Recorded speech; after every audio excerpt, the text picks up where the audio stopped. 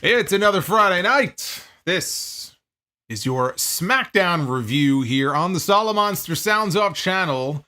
I, of course, am the Solomonster. I'm here. You know who wasn't in the building tonight? There are actually a number of faces that were not live in the building tonight. We did get Roman Reigns and Cody Rhodes, but Roman was only there by pre-tape. Roman Reigns, not on the show tonight. Randy Orton, not on the show. When I say on the show, I mean in the building. Roman not there, Randy not there. Even Solo Sikoa was MIA. The so-called tribal chief. Not on Raw tonight or SmackDown. Kevin Owens was there. Kevin Owens, of course, has had a very well-documented history with the Bloodline. And Kevin Owens has basically been terrorized by this group now for the past 4 years. And I said several days ago on the podcast, I said one of the things that I would be looking for on SmackDown this week would be the reaction of Kevin Owens and Randy Orton to Cody Rhodes accepting the tag team match for Bad Blood, him and Roman Reigns against Jacob Fatu and Solo Sikoa. Because what you can do coming out of Bad Blood is perfectly set up Cody's next feud, whether it's with Orton, whether it's with Owens.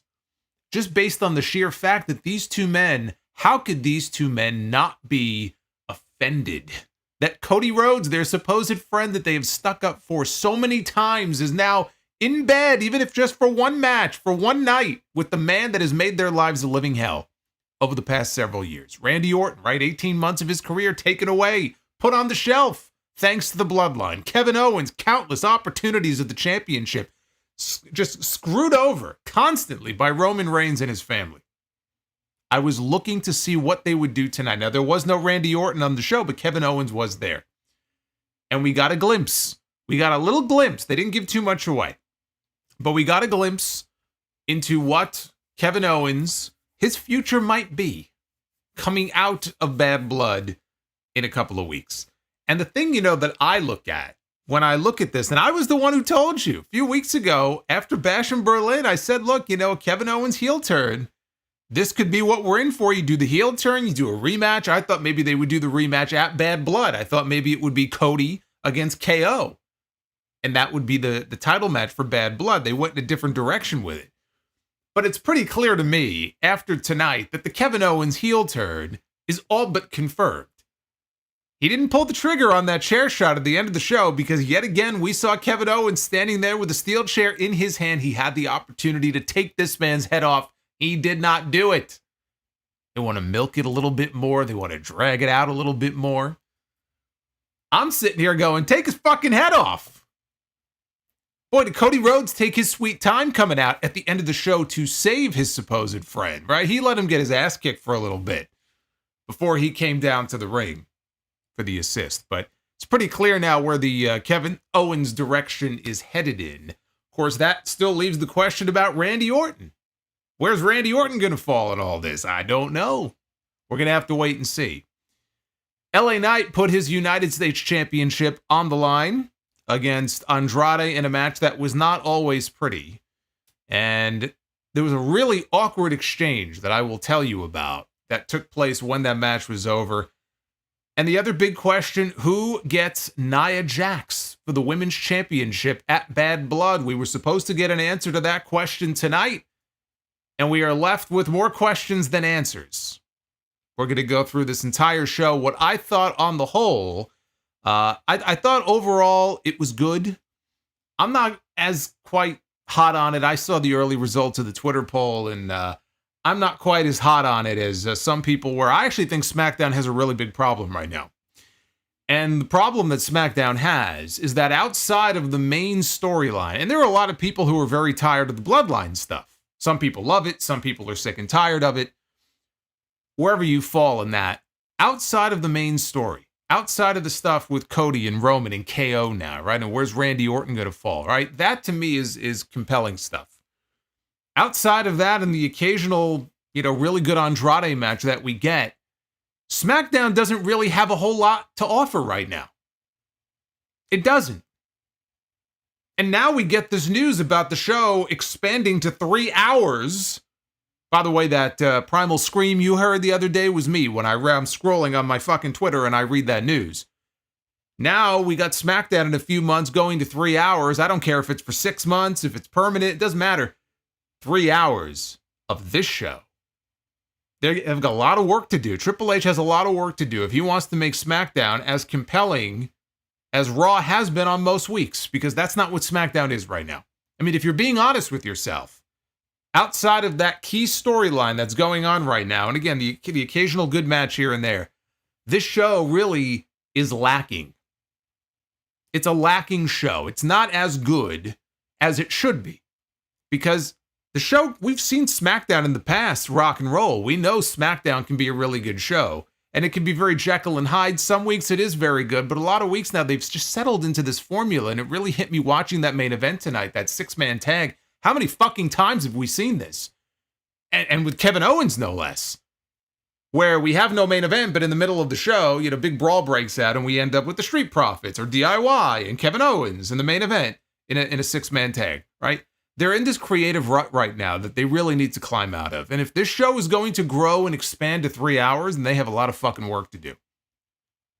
Because the show is 2 hours now, and they're struggling on a lot of weeks to make this show interesting. One truly interesting thing on a 2-hour show is not enough. There needs to be more than that. 2 interesting things. Okay, now that's a little bit better, but still not good enough. They need to do better. I'm not as in love with this show as a lot of people seem to be. But we'll go through everything that happened here in this review. And Knock is starting us off here with a $7 super chat drop. Hey, Knock, thank you, sir. Boy, we had a hell of a night last Friday, didn't we? We had a wild night last Friday on the stream. I don't know if we can replicate that. Hey, JR, is that Slander? JR Slander, welcome to the channel. But we're going to try. Look at Richie Rich over here dropping all there you this go. money Speak of the on devil. me. Hey, I just want you to know, I think you rock. I don't mean The Rock, A-Rock, you rock. And I just wanted you to know that. Is that Bobby's World? Oh my God, he's been on the bench for too long. Bobby's World is popping his head up. Look at Richie Rich over here dropping it's all going to this be one of money those on me. nights. Hey, I just want you to know, The train is I rolling. think you rock. I don't mean The Rock, The train A-Rock, is on the you tracks. rock. And I just wanted you to know that.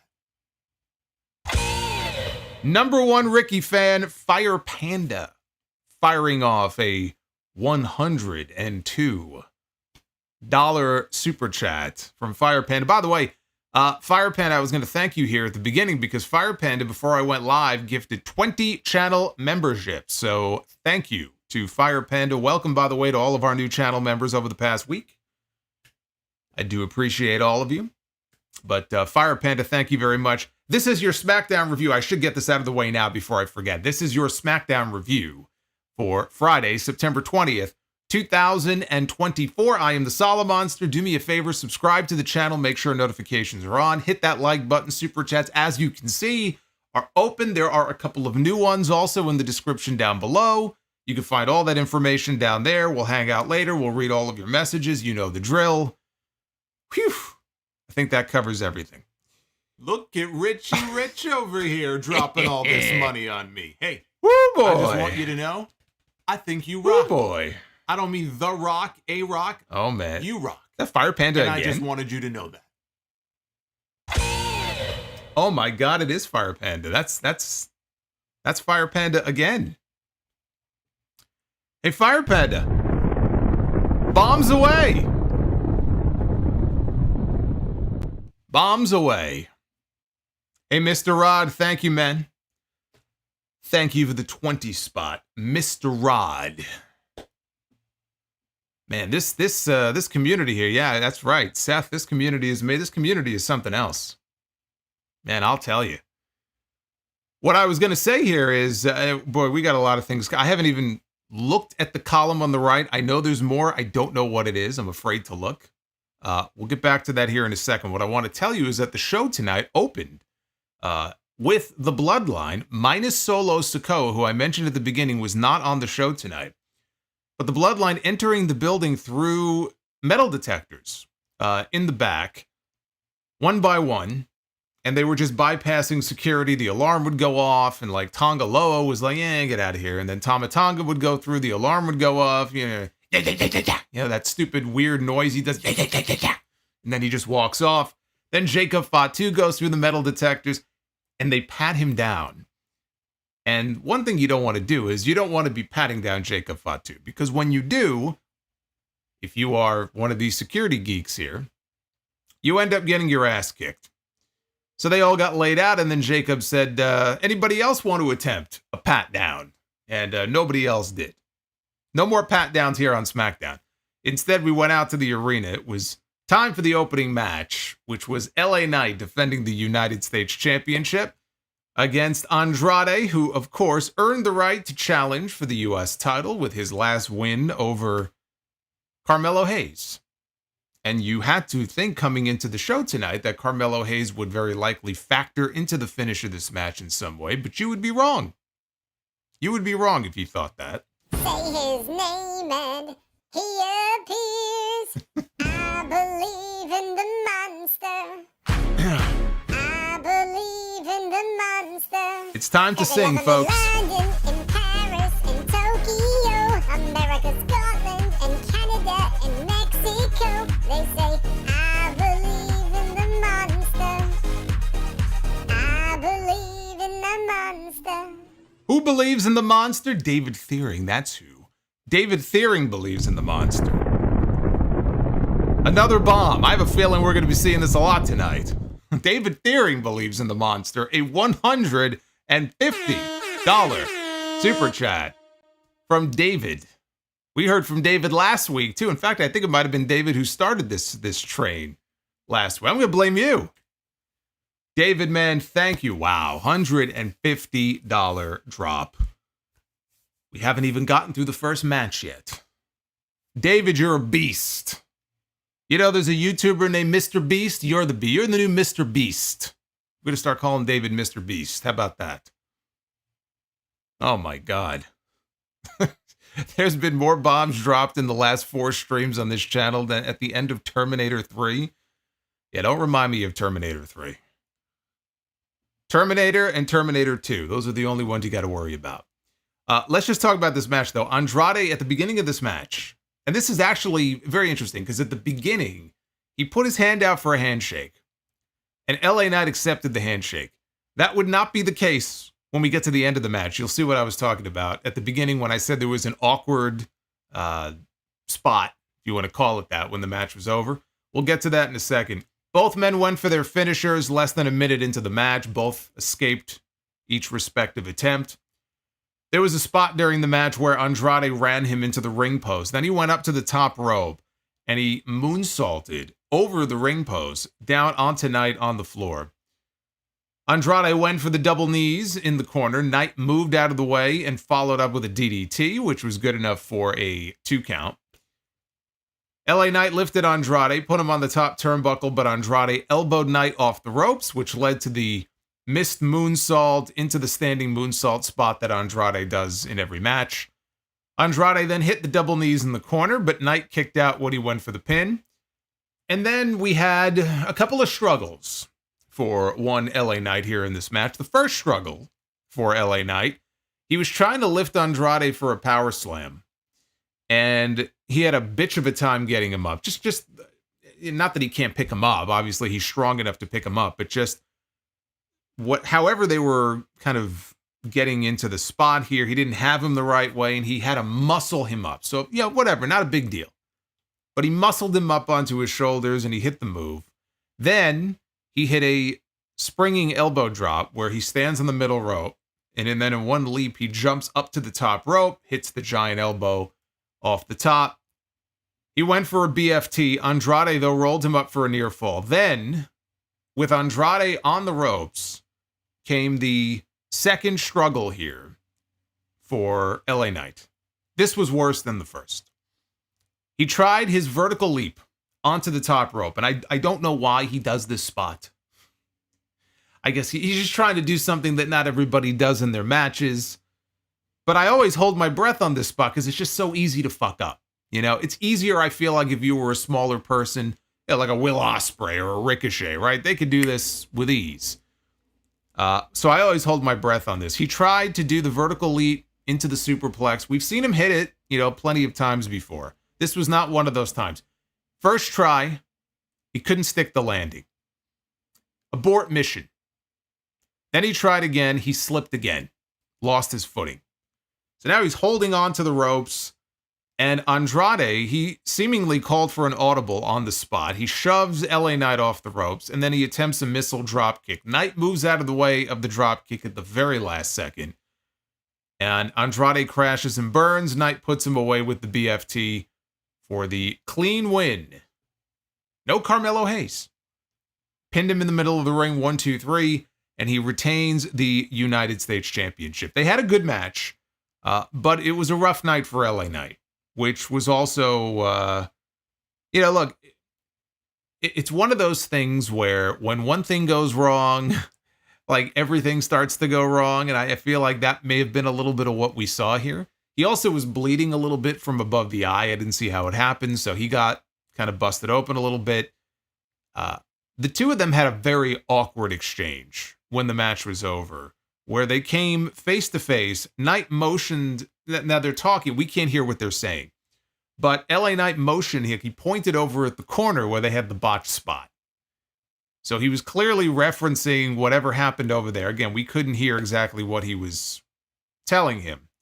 But then he put his fist out for what looked like a fist bump.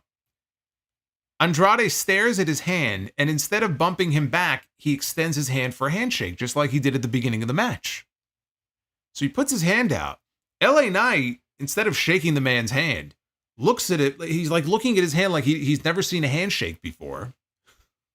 Even though he did at the beginning of the match, he's just staring at his hand. And now we have like a stare down going on here. This is very awkward. And so what Andrade ends up doing is Andrade got tired of standing there like an idiot. He grabs Knight's hand. Knight pulls it or tries to pull his hand away. Andrade's not letting him do it. And he forces his hand open. And then he gives him a handshake and he raises LA Knight's arm. I don't know what that was all about. It was very clear to me that when this match was over, that LA Knight was angry. I mean, he was pissed off. And it might have just been at himself. It might have just been at the situation, because of the botched move on the ropes. I don't know if he was maybe upset that Andrade called for an audible. I thought Andrade had a great save there. When he just shoved him off the ropes, did the missile drop kick instead. Because, clearly Knight was going to set up for the superplex. So maybe he called an audible, and I don't know, maybe he was upset about that.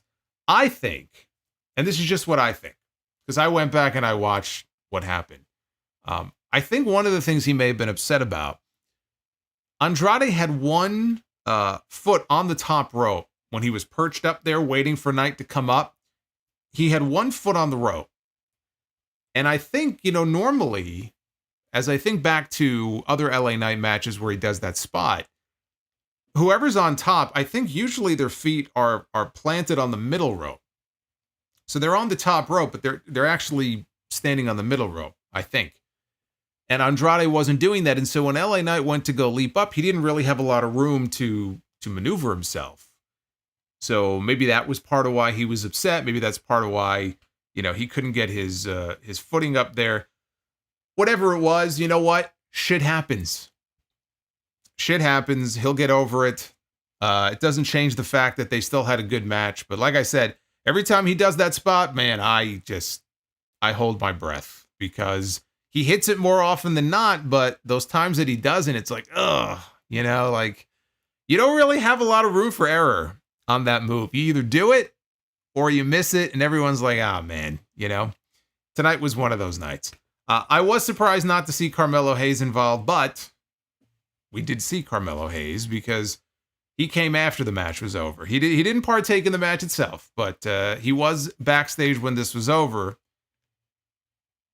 After the break, Andrade was backstage. He's walking by, and he bumps into Carmelo, who was a little too happy about Andrade losing that match. He said Andrade choked harder than the Kings did against the Lakers years ago. Well, at least they weren't in Seattle and he didn't make a crack about the Supersonics, or else he would have gotten 8 minutes straight of molten hot lava heat like Elias did many years ago on Raw. Truly one of the all-time great segments on Raw in the last decade plus. I every now and then I will come across that clip where I will go seek it out just to listen to the crowd reaction again. And Elias and Kevin Owens just sitting there trying to absorb like what's going on. I guess that's one you don't want to make a crack about the NBA stuff in Seattle. I guess that doesn't sit well with them. So anyway, this quickly escalated into a full-fledged brawl. It saw Andrade bump into the camera and all of his sweat rubbed off on the camera lens. He fucked up the camera lens. It looked like the camera was filming underwater. Anyway, we're getting a best of 7 after all, because next week it's part 6. Andrade one-on-one against Carmelo Hayes. And this is what I was talking about. This is one of the things of late on SmackDown that you can rely on, is Andrade going out there and having a kick-ass match. That's great, but SmackDown needs more than just that and whatever fucking Roman Reigns or Kevin Owens happens to be doing. But Andrade has consistently been one of the best parts of SmackDown, bell to bell. It's not like he's, out there cutting promos every week, but he's going out there and having banger matches. And this whole series that he and Carmelo Hayes have been having has been very enjoyable. So I'm happy that they're extending this. Then they took us to taped footage, and this was the best part of the entire show.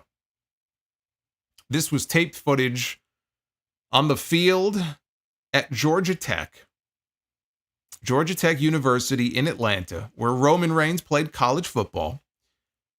Atlanta also being the site of Bad Blood.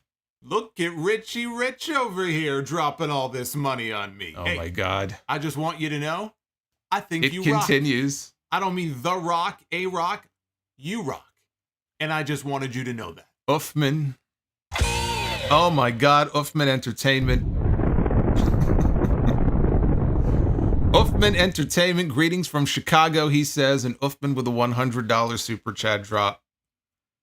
Man, this, I'll tell you what, man, this is an even quicker pace than we had last week. This is crazy. I am the Shut the fuck up. I knew that was coming. Fuck that tree. Fuck that tree is right. J.R. Vichair. By the power of Valhalla, it's vintage coal tar. Like the coal tar I have in my shampoo. Look at this. Fire Panda. Michael Cole with antlers on his head. I love you so long. Pisco 95. We got a lot of Jacob Fatu on the show tonight. Thank you very much. I'm going to get back to these in a second, I promise, because I know we got a backlog here. I'm afraid to look. I'm gonna leave it as a surprise. But we got to talk about this first. Thank you, Brett. Yes, I had to wear blue just to blend in with the background. It's SmackDown. That's why I wear red on Mondays. I wear blue here on Fridays. That's the way it goes. Thank you for realizing. So as I said, we went to taped footage on the field at Georgia Tech University in Atlanta. Roman Reigns played college football there. Atlanta is the site of Bad Blood. That's why they were there. They shot this cinematically, and they had music over it. And they used a song that actually featured a credit in the song for Titus O'Neil. It's a song called I Am the Storm, if you want to look it up. But it was featuring Titus O'Neil, and Titus has a speaking part early in the song. Not that he's actually singing, but I thought that I saw that. I'm like, wait a minute. Did I read that right? Is he singing in the song? So a bunch of black SUVs pull up to the stadium. Roman Reigns gets out of one of them. He walks onto the field. Then we see a single white car being driven onto the field. Not like the middle of the field, but onto the sideline of the field. And who hops out of the driver's seat but the WWE champion himself? Cody Rhodes jumps out of the driver's seat. Roman is waiting for him. Cody meets him midfield. So they're on the 50-yard line now. We got a stare down here in the middle of Does the stadium have a name? I don't even know if the stadium itself has a name. Georgia Tech Stadium, is that what it's called? I don't know if the stadium has its own name. Maybe it's named after somebody. Maybe it's named after Roman Reigns. They can call it Tribal Chief Field. So Roman said that everything you lay your eyes on in here is his. He shed blood, sweat, and tears on this field many times. So that means this is his field, which means that this is his stadium. And if this is his stadium, you better believe this is his city. And he asked Cody, what have you done for my city? Cody said that on the other side of the stadium is Techwood Studios. Down the street, Center Stage. And what used to be the Omni, now the State Farm Arena. Said multiple generations of his family have bled for this city and in this city. You played football here, thank you. And then you went back to the beach. This is your field, but this is my home. And he's not, look, he's not wrong about that. I mean, Dusty, Dusty may have cut his teeth and gotten over in Florida, but, Dusty in Atlanta, it's legendary shit. So Roman said, let's cut to the chase. Enough of the history lessons. Let's get down to the facts. You signed yourself into a lose-lose situation. You have everything to lose. Dealing with people who have nothing to lose. Consider Roman. Consider me, he said. They took Jimmy from me. They took my wise man. They took my bloodline and my Ulafala. And Roman said that he doesn't have anything to lose. For the first time in a long time, there's no weight on my neck. It's all on yours. I'm a man with no country now. Cody says, you're telling me all of this like I'm supposed to be surprised. He said, look, I told you before WrestleMania the first go-around that you would be standing here as a chief without a tribe. They took Jimmy. They took your wise man. They took your Ulafala. You really think you have nothing to lose, though? He said, take a look around WWE. We already have a tribal chief. It's not you. We have a WWE champion. That's not you. So if you can't even beat your own bloodline, who's standing here right now? I'll tell you, it's not the biggest box office attraction in the history of WWE. It's not that guaranteed WrestleMania main eventer. No. It's the guy they used to call Roman Reigns. Roman asked him, what do you want? Just tell me what you want. Cody said that he wants Roman's word. He wants his word that he will have his back so that he can have Roman's. And Roman gave his word. He said he would have Cody's back. I'll have your back, he said, but just understand this. When it's all said and done, I'm taking back what's mine. Roman went to go leave. Cody, though, stepped in his way. Cody told him, it's not yours to take. Roman told him, you're in my way. So Cody stepped aside and Roman said, you're in my way in life. And then he walked off. This was awesome. In a word, this was awesome. The production on this was great. Like I said, it was shot cinematically, and they had the music, at least at the beginning. I think in the background throughout also, but just the way it was shot was very well done. They had the drone shots at the beginning and everything, and just seeing them in the middle of this giant field in this empty stadium, it was a great visual. And also relevant, with Bad Blood taking place in the same city. So you had that tie-in where, why are they in Atlanta? Well, that's why, because Bad Blood is in Atlanta. They both have history in that city. Cody, I like Cody calling back to what he told Roman in that promo before last year's WrestleMania. I thought that was nice. And getting Roman to commit to watching his back, which he did ultimately. But then Roman also making it clear, look, I'm not only back to take on my family and take back the Ulafala, I'm back to take the championship that I held for 4 years. I'm back to collect what is mine. Made that very clear to Cody here.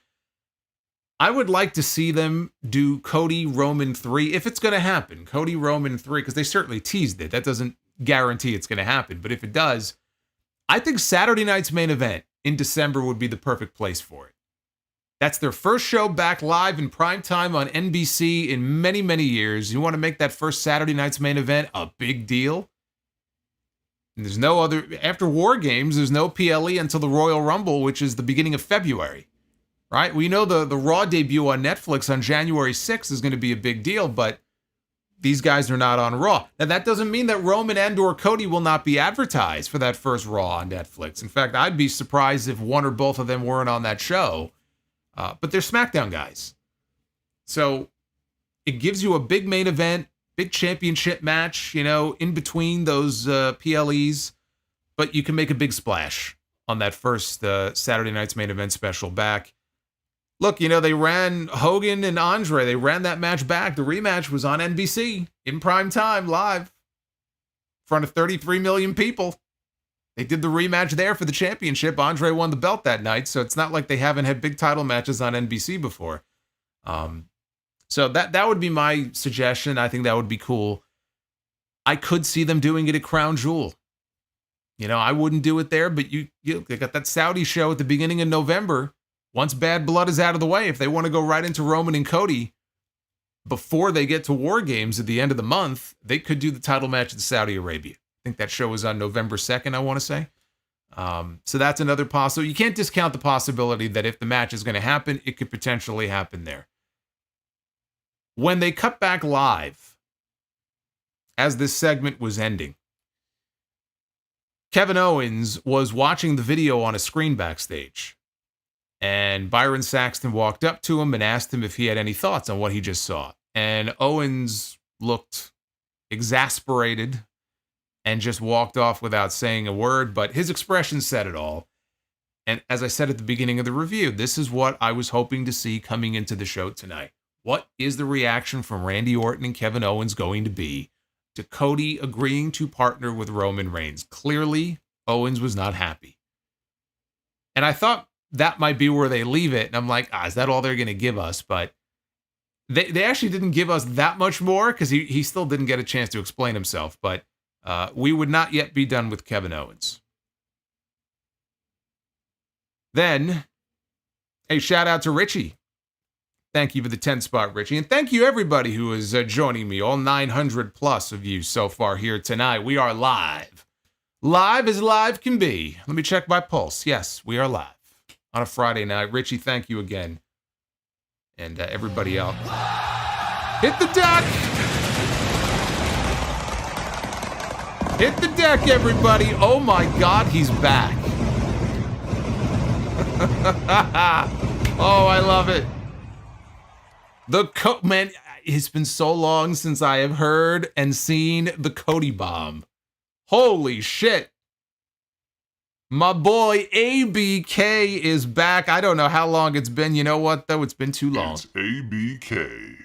Always be killing it. Always be killing it. It is ABK. He is back from an extended cruise around the world, dropping a $300 super chat, and I do mean bomb. You talk about bombs. That's a bomb. ABK, man, how you been doing, man? I haven't heard from you in a while. I was getting worried. People were asking about you. They're like, man, is he okay? Is he gone? Is he gone forever? I'm like, no, he's very strategic. He kind of pops up when you least expect it. So good to see ABK. Always be killing it. That's right, JP. We were just talking about him on Monday. All right. Well, so that was the best segment on the show tonight. ABK has me all flustered here, and I have to read his message too, which I will do in just a little bit. That's going to be hard to top. But we got to talk about this. Unfortunately, we have to talk about this. It was the sequel from 2 weeks ago. It was Apollo Crews.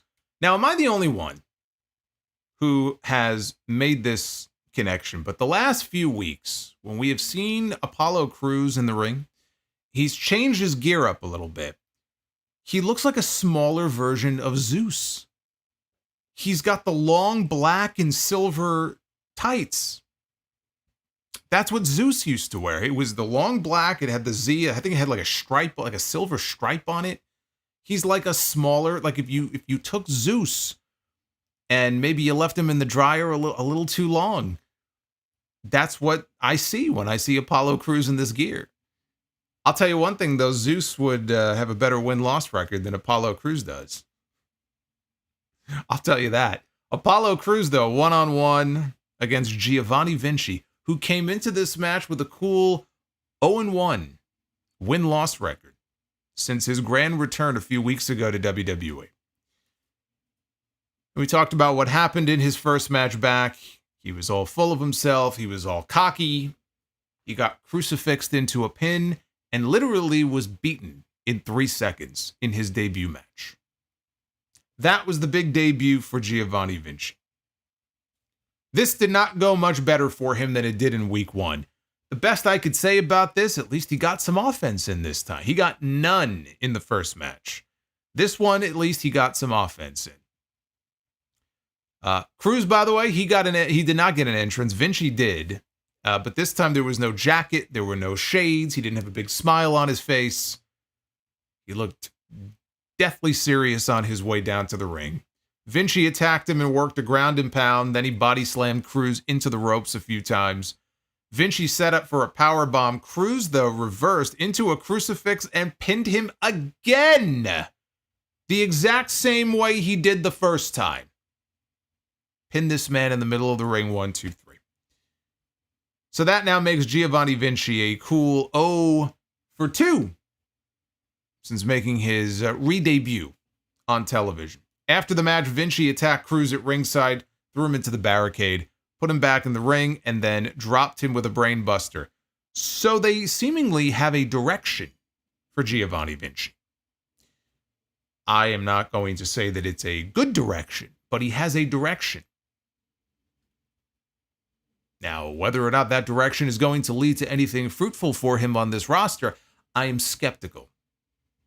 Because whatever their plan is for this man, now eventually he's going to win. He may win the next one. I don't think he's going to go winless for the rest of his career. So eventually he's going to win a match. And my question is this. Is anybody going to care? When we get to that point, whether it's next week, whether it's 4 weeks from now, 6 weeks from now, he finally wins a match. He finally beats Apollo Crews, who everybody beats anyway. Apollo Crews has very little credibility on this roster. He's a tremendous athlete, but just in terms of his booking, right? He has no credibility at all. I'm sorry, he doesn't. So when Vinci, after losing to him multiple times, eventually beats this man, which he will, is anybody going to care?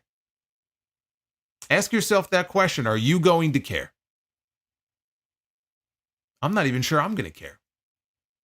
I have already basically just sort of given up on this being any sort of grand push to maybe a U.S. title contention. You know, we may get there eventually, and he'll be good for a TV match against LA Knight. He'll be beaten, and that'll be the end of it. It's a shame, you know, because he is a talented guy. I didn't expect more than maybe a solid mid-card push for him. He may yet get that, but I question whether or not it will even mean anything when we get there. You know, it's certainly one way that you could try to make somebody stand out, but these losing streak angles, they rarely do any good. Rarely do they do any good. It's one thing if you're already established. If you have an already established talent, and then they kind of fall on hard times and you do a losing streak angle with them, they have that credibility with the audience, right? They're established. Vinci is not. You know, and he's been around for a while. He was part of Imperium. He was doing that in NXT Tag Team Champions. He was part of Imperium on the main roster. It's not like he's brand new, but he doesn't have that sort of that equity that a lot of the other stars do who could withstand something like that. If you're telling that story with somebody that the people care about, because we see losing streak angles with people. It's not like it's never been done before. But it just makes it that much harder when you have somebody here who people already don't give a shit about because you haven't given them a reason to. Now you're just going to beat them. When they finally win, I just question whether or not it's going to mean a damn thing. I don't think it will. I hope for his sake they could turn it around and they have a better idea for him down the road. But what they're doing right now, it's my attitude. Who gives a shit? That's how I feel. Kevin Owens was sitting in the back when Byron Saxton yet again approached him and asked for a comment about what he saw earlier in the video with Cody and Roman. Owens said, look, if I'm going to say anything, I'm going to go out there and say it. And so he headed off into the arena. Shout out to David, by the way, who gifted, I believe, 20? Was it 20? 20 channel memberships from David Theory, who's dropping even more bombs, man. This is amazing. David, thank you. And all of you who were gifted memberships, thank David for that. And that led to Kevin Owens coming down to the ring to address the audience. He got in the ring and didn't look very happy. He said people are wondering what he thinks about this whole situation with Cody Rhodes and Roman Reigns and how it makes him feel to see Cody teaming with Roman after everything that's happened over the last several years. And before he could answer, he was interrupted. He was interrupted by Tama Tonga, Tonga Loa, and Jacob Fatu. The Bloodline is here, minus Solo Sikoa. So Tama Tonga was doing that weird chant that he does. Yeah. So he kept doing that over and over again. And he said last week, Roman and Cody embarrassed the tribal chief. Big mistake. They're going to get what's coming to them at Bad Blood. But tonight, Kevin Owens is going to get what he has coming to him by orders of the real tribal chief, Solo Sikoa. Owens said, look, before you start talking again, we all know how this is going to end, so why don't you get in here so I could punch you in your stupid face? He neutralized Tama Tonga and Tonga Loa briefly, which led to a stare down with him and Jacob Fatu, but the tag team champions recovered quickly. They attacked Owens from behind, and it was 3-on-1 when Johnny Gargano and Tommaso Ciampa ran out for the save, to no reaction. Shatter Machine to Tama Tonga and the Bloodline retreats.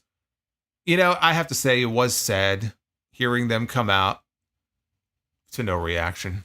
Nobody cares. They were getting over there for a while, and now it's like, nobody cares about DIY. It got even worse, by the way, later in the show. Nick Aldis came out with an army of officials to keep the peace, and he got into the ring, and he made a 6-man tag team match for tonight's main event with Owens and DIY against the Bloodline. Typical lazy way that they always come up with these main events, as if Nick Aldis came on the air tonight without one. I know that's been a wrestling trope now for 20 years, but still ridiculous. And no explanation yet from Kevin Owens about how he feels about Cody Rhodes and that whole situation. But I'm okay with that because they want to milk it for at least another week. It didn't look to me like we might even get Cody Rhodes live on the show. So I was thinking, well, maybe they want to wait until Cody is there. Maybe wait until Randy Orton is back, get his thoughts on the whole situation because he's not there tonight. We know where this is headed. You know, we got a tease for it at the end of the show tonight. They didn't have to give it away tonight. Frankly, if it's going to happen, I don't think it happens until probably after, either at Bad Blood or after Bad Blood. But I'm okay with that. I can see where it's headed. I think it's going to be sweet when it finally happens. I've been waiting for this. And you don't need to give everything away right away. Again, this just happened last week that we found out that Cody and Roman have agreed to be tag team partners. That was only a week ago. This part of the story, I'm okay with them taking a few more weeks to let it play out. It was Bayley and Naomi up next against Nia Jax and Tiffany Stratton in a Tornado Rules tag team match. Of course, you knew it would happen. Now, the stipulations I should mention for this match were that if the babyfaces won, the one who got the winning fall, whether it's Bayley or Naomi, they would challenge Nia Jax for the women's championship at Bad Blood. But if they lost, whoever lost the match for their team would be banished from SmackDown forever, which of course, forever in wrestling is about 3 months. But they would be gone from SmackDown, presumably shipped off to Monday Night Raw. Those were the stipulations for the match. So naturally, you had to expect there would at least be one spot where one of the baby faces was going to try to win the match and the other one would interrupt the pin because they want to challenge for the women's title at Bad Blood. And that's what happened here. Bayley hit Tiffany with a suplex, went for a pin, and Naomi broke it up. And so for a moment there, we had some strife between the two friends. But they quickly patched things up and they landed a double back body drop on Nia Jax. We don't get enough of those these days. We don't get enough back body drops anymore. I don't go to too many shows anymore because I'm usually here working, but if I did, I'm going to bring a sign, or maybe one of you, bring a sign. Bring a sign that says, bring back the back body drop. I feel like we don't get enough of that. Those and the atomic drop. Later in the match, Naomi avoided a powerbomb from Nia, but she reversed into a facebuster. Tiffany tried to break it up, the subsequent cover, with a swanton bomb off the top, but she landed on Nia by accident. Tiffany then got dropped by a 1D from Bayley and Naomi. Nia landed a Samoan drop on Bayley, but at the same time, Bayley pulled her over into a crucifix pin. Now, they were very close to the ropes. So as Bayley, after the Samoan drop, crucifixes Nia over into a pinning predicament, at the same time, Naomi jumps forward, gets a jackknife pin on Nia Jax, and this got all fucked up. Because the first thing that happened, because they were so damn close to the ropes, is that when Naomi flipped over for the jackknife pin, her foot was on the bottom rope. So Jessica Carr is not going to start the count. She's trying to point out your foot's on the rope, right? So that's number one. Then when she took her foot off, it looked to me, and maybe it was just the camera angle, but it looked to me like her feet were underneath the bottom rope. And Jessica Carr waited for a second or two. She hesitated, and then she's like, fuck it, and she counted the 3. This was a very clunky, clumsy finish to what I thought was an otherwise okay match. But we got the double pin. I know a lot of you predicted that last week, that this would end in a double pin. Let me talk about this first. The accidental swanton by Tiffany Stratton, that keeps that story alive with her and Nia. Will she, won't she cash in? When's their friendship going to, finally break down? Is she going to cash in on her or not?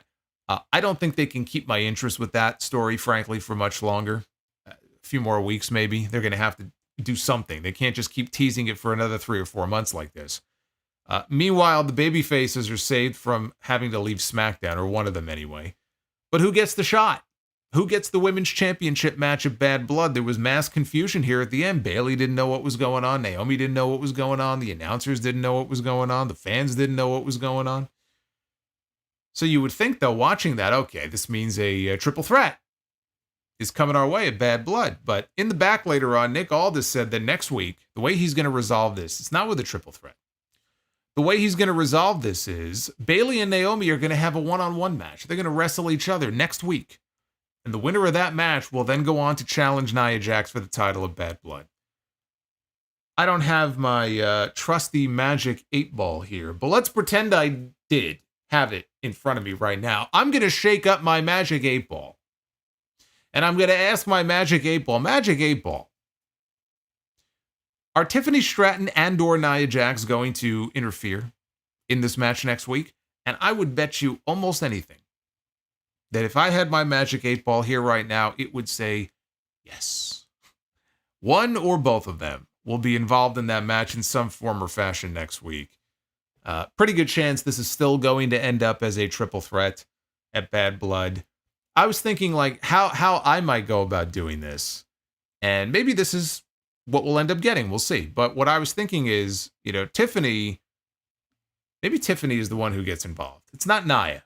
Because really, Nia Jax should know better, right? Dumb babyface syndrome, right? The heels are not immune from it too. You have plenty of dumb heels. If Nia gets involved and the match gets thrown out, you know exactly what's going to happen. Nick Aldis is going to come out, and Nick Aldis is going to say, well, now you got to wrestle both of them at Bad Blood. You just fucked yourself. So what if Tiffany ran out and got involved in some way and got caught? Because she feels like she has to make it up to Nia. We get a backstage segment next week, and Nia's not happy with Tiffany. You hit me with that swanton. What are you doing? And maybe Tiffany says, I'm going to make it up to you somehow. And in her mind, her way of making it up to Nia is going out there and attacking them and getting involved. But it ends up blowing up in her face, and then we get the inevitable announcement that it's going to be a triple threat match of Bad Blood. But what if Tiffany was smarter than all of them? Instead of being a dumb heel, what if it was all by design? And Tiffany wants a triple threat match of Bad Blood because, soften up Nia makes her job harder to keep her championship. With the idea that Tiffany will turn around and cash in her Money in the Bank, or try to, at Bad Blood. See, so That's the sort of thing that I think would make Tiffany look smart and very duplicitous. I don't know if that's the direction that they're going in, but that was one thought that I had. Maybe it's Tiffany and not Nia, and it just kind of blows up in her face. But like, wink, wink. Like, oh, I didn't know that was going to happen. Still feels like we're going to get a triple threat, though, at Bad Blood, if I had to venture a guess. Hey, shout out to CJ. Haven't seen CJ in a while, one of our mods. What's going on, CJ? Good to see you. I see this top bar on the right side, and it's just a sea of red. And I just have to say, we're not done yet, but I have to just say thank you to everybody, in all seriousness, who have dropped bombs tonight so far and have supported. This is the second week in a row of madness here on a Friday night. And you have made my weekend. So I say thank you for that. They aired a Chelsea Green vignette, which featured her doing her best Duke the Dumpster Drozy impression. Literally taking out the trash. She was outside somewhere. She was even wearing the sanitation outfit. She had the gloves on, the whole 9 yards. She also beat up a mannequin with Meechin's face taped to it. This is all leading to a dumpster match between Meechin and Chelsea Green in 2 weeks. The main event was supposed to be Kevin Owens and DIY against the Bloodline. Owens came to the ring, but when they played DIY shitty music, nobody came out. They cut to the back, and what do they see? They see DIY getting their asses handed to them backstage by the Bloodline. Taken out. Laid out. Kevin Owens is in the ring. He's like, you know what? Fuck this. He gets out of the ring. He meets the Bloodline as they're now making their entrance. He meets them on stage, and he fights them 1-on-3. He don't care. So now we have a handicap match going on here. Until the Street Profits came out to make the save, and they ended up replacing DIY in the match. So we just substituted one team for another. Fatu got a chance to shine here a little bit in this match, as did Montez Ford for a while. Owens tagged in immediately. Instead of getting in the ring, he climbs down from the apron. He does a lap around the ring, Braun Strowman style. Braun Strowman is not technically a part of the SmackDown roster, but fuck it, if I could find it here. I don't know what I did, but there it is. There he is. I couldn't find it. I don't have one for Kevin Owens, but Kevin Owens basically it was the Strowman Express, but with it's a smaller train than we're used to seeing here. But we got a Kevin Owens Strowman Express, clotheslined everybody on the outside, hit a frog splash onto Tonga Loa from the apron. Back inside, Owens hit a cannonball and a swanton on Tonga for a near fall. Owens went to the top. Tama Tonga cut him off. Tonga went for a superplex. Owens, though, countered with his usual fisherman buster off the ropes. A pin attempt got broken up by Tonga Loa. Owens then hit a stunner on Tama, but Tonga Loa pulled Owens off and sends him into the ring steps, and for reasons that escape me, the referee called for the disqualification, or I assume it was a disqualification. It was never announced. I'm assuming a DQ. Maybe it was a no contest. He just waved the whole fucking thing off. Maybe he was just like, you know what? That's it. I've lost control. I've had enough. I can't take this. I'm going home. Whatever it was, and I'm going to assume it was a DQ. What a shitty way to end a match. This was fucking terrible. How is that a disqualification after everything we see every single week on these shows? And even in the past, right, we've heard people say, oh, well, the steps are part of the ring. So that's not a disqualification, right? We've had people get thrown into the steps. We get people thrown into the steps every fucking week. But it's part of the ring. It's attached to the ring. So it's not like a foreign object. So therefore, it's not a disqualification. Well, tonight it was. And what a terrible finish it was. So that was dumb. After the match, Montez Ford hit a flip dive out onto the Bloodline outside. Got the crowd all pumped up. And then for the next several minutes, the brawling continued, and this just seemed to go on forever. Literally, it felt like they realized they were short, and they had a stall to drag things out until they got to the final, part of the angle that they were shooting here. Like they needed to stretch for time or something. The Bloodline got the better of the baby faces. They set up for a triple powerbomb on Owens through the announce desk. Stop me if you've heard this before. But before they could do it, here comes DIY.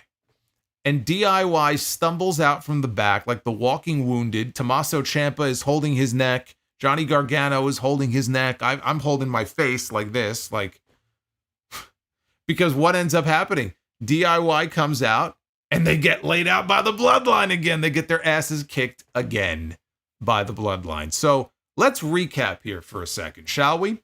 DIY gets taken out of the match and they get replaced by the Street Profits, only for DIY to then run back out later to make the save and once again get beaten down by the Bloodline.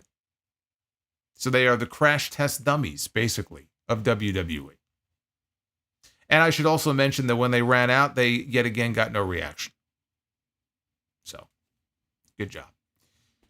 So the Bloodline now sets their sights on Kevin Owens, and finally, out comes Cody Rhodes. Nice of him to join. Nice of him to finally mosey on out here and join. He runs out with a chair. He launches the chair at Tongaloa's face, because Tongaloa's on the outside, and as Cody is coming down, and he just launched it right at his fucking face. So then Cody gets in the ring, and he's got Jacob Fatu in front of him. Fatu super kicks the chair out of Cody's hands. Cody comes back with a Cody cutter, though, drops Jacob Fatu, and Fatu rolls out to the floor. Now Kevin Owens picks up the chair, and he stands behind Cody. Now, we've seen this scene before, right? We've seen this before. This was before Bash in Berlin. It was like deja vu. Cody's got his back turned. He's looking at the Bloodline down the aisleway. We see Kevin Owens in the background standing behind him. He's got that chair in his hand. Everybody's waiting to see what's going to happen. Cody, by the way, he took forever to turn around. He was like going out of his way to not turn around. He took so much time. And he finally turns around, and it looked like Owens was going to hit him with the chair. Owens instead drops the chair. And Cody extends his hand. Owens shook it, and the two of them hugged. It wasn't the most enthusiastic hug on the part of Kevin Owens, but they hugged, and the show ended. Boy, Cody took his sweet time coming out to the ring to save his friend, didn't he? I was sitting here waiting for this guy to just take his fucking head off with that chair. I would have. Took an awfully long time. This formula, I'll say it one more time. This formula of, setting up the obligatory 6-man tag main event for the show with the Bloodline, it's just old. It's copy and paste bullshit. It's very lazy. It's very boring. Even when you end up with a good match or a decent match, so what? So what? Give me something different. Give me something interesting. I'm sick of it. I'm sick of this copy and paste bullshit every fucking week like this. So I'm not a fan of that. And by the way, when I'm watching Montez Ford do that flip dive out of the ring and he's getting the crowd all fired up and they pan back to the crowd shot and everyone's going nuts, and it makes me angry all over again that they fucking dropped the ball on him and didn't do shit with him after they teased it last year.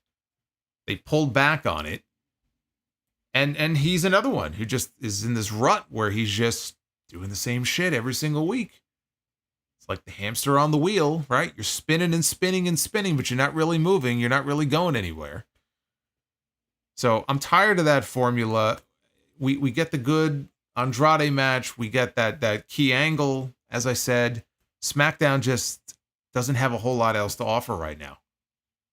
The women's stuff is just not clicking with me on this brand. Tiffany Stratton, each week that goes by, she feels less over than the week before.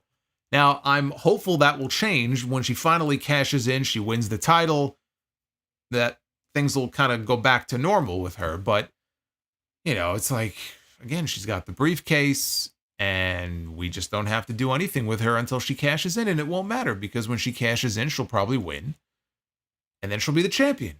And everybody will go back to, giving a shit. But every week that goes by, it just feels like a little less and a little less. That's why I'm like, all right, can we kind of move this along here? Even if she's not going to cash in right now, There's only so much that you can do in this story that she's in, where you can tease the same thing every single week. So with the women's stuff, again, it's nice that we at least have a women's mid-card program going on. It's not much of one, but Chelsea and Michin, they're going to have that dumpster match in a few weeks, but there's just nothing compelling when it comes to any of that stuff. Now, Raw, you've got Rhea and Liv, because there's a history there. It means more. And Rhea is the most over female star they have in the entire company. SmackDown doesn't have that right now. So naturally, they're expanding the show to 3 hours in a few months. And people, some people think, oh, this is great. This is great, because that means that there'll be more time for more people on the show. Well, yeah, for them, true. But if we keep getting stories like some of the stories we have here, I don't see how that's a good thing. I mean, I'm dreading that. I'll just tell you right now, I'm just fucking absolutely dread. 3 hours on a Friday night. I mean, I may not be going anywhere because I'm here doing this, but like, you're asking a lot of people on a Friday night to now commit 3 fucking hours if they want to watch the show live. That's number one. And look, in today's day and age, you don't have to watch the show live. And if you don't want to be spoiled by, what happened, you just stay off social media. I don't have that luxury. But 3 hours is a lot to ask. And now you're going to have, Raw's going to be 2 hours for the next few months, but they're going to go back to 3 hours most likely in January on Netflix. That's going to be 6 hours alone, not counting 2 hours from NXT. That's a lot. That's a lot. That's a big commitment to ask for from people. But if SmackDown was firing right now on all cylinders, it might not be so bad, but they're not. And the idea that you're going to take what we have here and expand it, stretch it out to 3 hours every single week, if we're going to continue to get the shows like this that we're getting, I don't see how that's going to work. Yeah, the SmackDown roster needs a bit of a shakeup right now. They could actually use some people from Raw. That's why I'm thinking when the CM Punk Drew McIntyre thing is over, moving McIntyre to SmackDown may honestly be the best thing, not only for McIntyre, but for SmackDown. SmackDown needs heels. And that's another reason why the Kevin Owens heel turn, which seems to be coming very soon, is a good idea. Kevin Owens and/or Randy Orton going heel is not just going to freshen them up, it's going to help SmackDown, because this show needs fucking heels. And I don't just mean the Bloodline. It can't just be the Bloodline. You need more than just that. They need some top heels on this show, at least 2. Drew McIntyre is somebody who can fill that role. But if this show is going to be expanded to 3 hours, holy shit. I mean, they're going to have to do something here. They're going to have to shake this show up in some way. Because 2 hours every week, 2 hours is barely, able to keep me invested. Now you're going to expand it to 3? What, are you fucking kidding me? I like what they did with Owens, though, on this show. And now I'm waiting to see how Randy Orton is going to react to all this. But if you didn't see the Cody and Roman segment, definitely give that a watch. That was the strongest segment on the entire show. Watch out! Watch out! Oh! Oh my God, a classic Roman Reigns scene. How many of you remember that? When the scaffolding fell on top of him. Those are what I call the bad old days. We try not to think about those days too much. That was the big dog days. That's our new $27 super chat, by the way. Just added. The way I judge these things is, if it makes me laugh, if it's so stupid it makes me laugh, it's probably good enough for a super chat. That's how I judge these things. Am I entertained by them? The answer is yes. Chances are it'll pop up here at some point. Let's take a look at the Twitter poll. 82% thumbs up for SmackDown tonight, 17% thumbs down. I'm not in the thumbs down column. I'm not in the thumbs down column, but I'm also not in the enthusiastic thumbs up column. It's going to take a hell of a lot more than what we saw tonight to get an enthusiastic thumbs up out of me. But you can vote at Solomonster. It's where the polls are always posted, so you guys know where to go. Hey, Base Beerus. Thank you, sir, for the $2. I'm going to get into your Comments and questions now. Going to get into your super chats. Go all the way back to the beginning here. What a question that was, by the way, that Base Beerus just sent in. Solomonster is in charge of Wrestler's Court once The Undertaker retired. Hey, if you buy me a bottle of Jack... Thank you, Estro. I love you too. You buy me a bottle of Jack, I'll be your best friend. Apparently that's what they used to do for The Undertaker. He used to be the judge. You buy him a bottle of Jack, you get on his good side. Wrestler's Court. Give me a break. What a bunch of children. All right. Let me go back to the beginning here, and I want to start with the real CS. Kick things off with him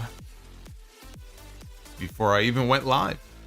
The real CS chimed in with a super chat and said, with the Lucha Bros reportedly signing with WWE and skipping NXT, where do you see them going, Raw or SmackDown? Well, first of all, that is not confirmed, and I will tell you that Mike Johnson over on PW Insider says that they are still under contract to AEW. So there is some discrepancy here between news reports about who is signed and not signed.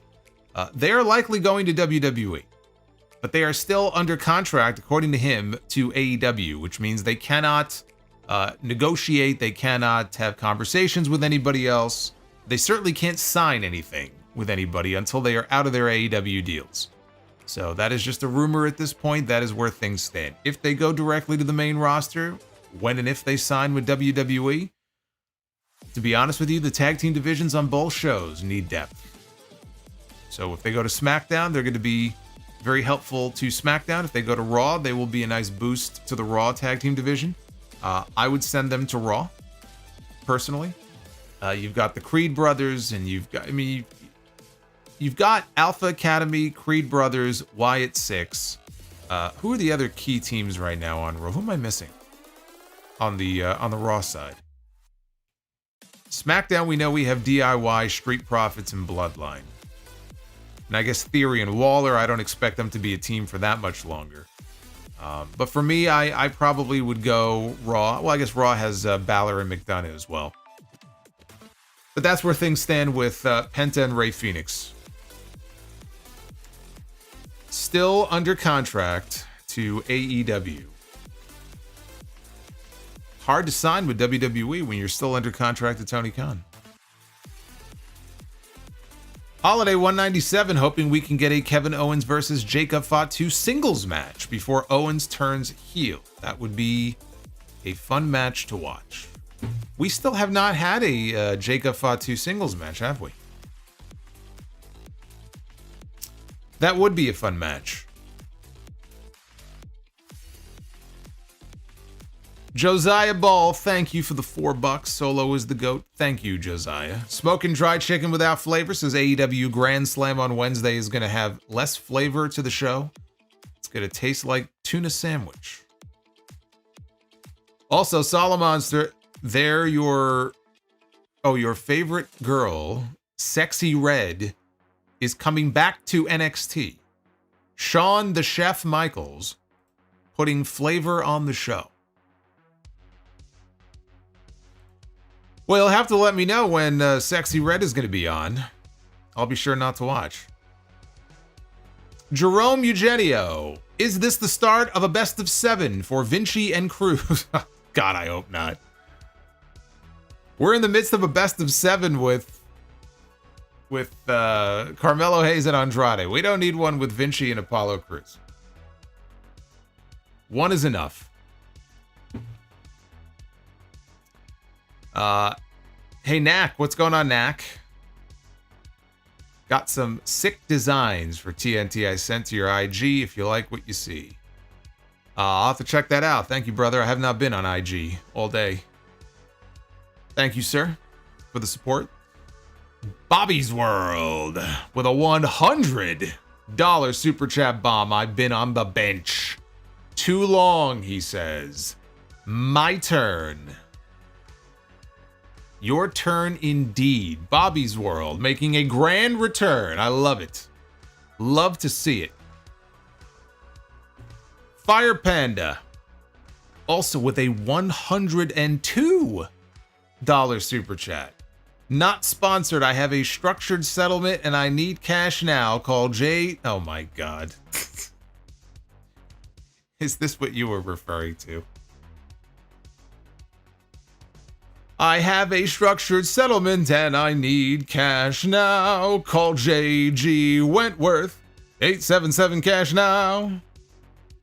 I have an annuity, but I need cash now. Call JG Wentworth. 877 cash now. Great. Now I had that stuck in my fucking head again. Thanks a lot. I had it stuck in my head after that episode of Curb Your Enthusiasm, and now I have it stuck in my head again. Hey, JG Wentworth, by the way. Hey, you want to work out a deal here? I'll be more than happy to sponsor. JG Wentworth. Hit me up. Let's make something happen. Fire Panda says, okay, Solomonster. 100% authorized access to the WWE warehouse.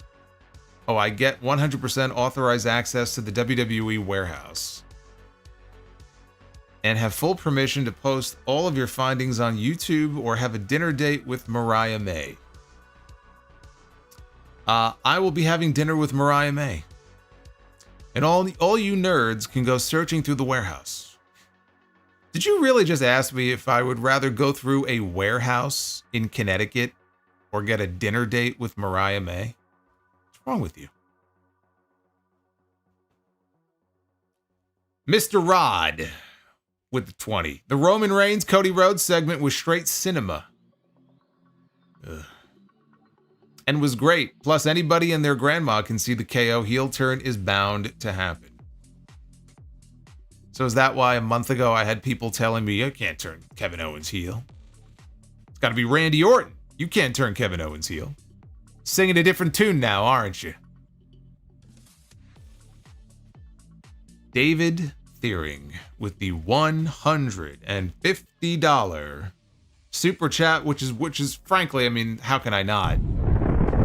Bust out the bomb again. David Theory, my goodness. Fire Panda and Bobby's World started things off nice and hot on this stream, and now it's my turn. SmackDown has a ton of work to do if they want to grow and be an acceptable 3-hour show. 100% agree with you there, Solomonster. Look, that's how I feel. That's the reality of the situation right now with SmackDown. Whether or not you feel the same way, I don't really give a shit. That's how I feel about it.